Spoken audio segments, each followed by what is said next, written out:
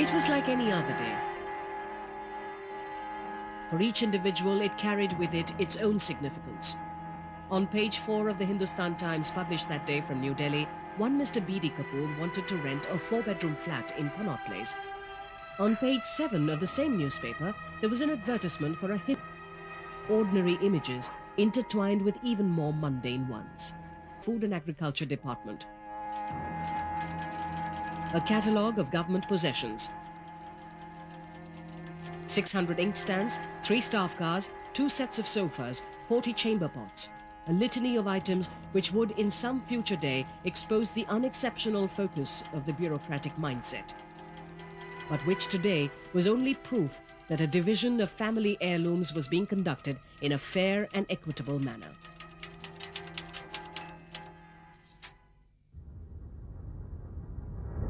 In yet another house in Lutyens, Delhi, only days earlier, a British gentleman, Sir Cyril Radcliffe, had completed redrawing a map of India. He had used red ink to ruthlessly create new boundaries. Now, this map was to become the tangible physical contours of a country. For many individuals, the revising of these lines across a paper would be akin to redrawing the fate lines in their palms. But on this day that year, there also existed a premonition of surreal suffering about to come. It would be born from violence inflicted by man on man, born from the sheer scale of displaced persons as they would move in huge caravans across new borders and old homelands.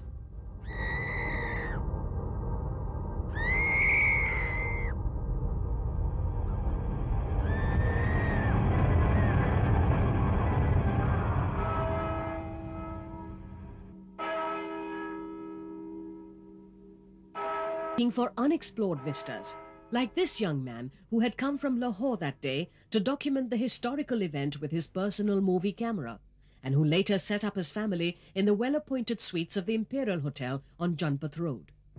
Unlike many of his unfortunate brethren, he was blessed. Har Prasad had a modest family wealth which he had to leave behind.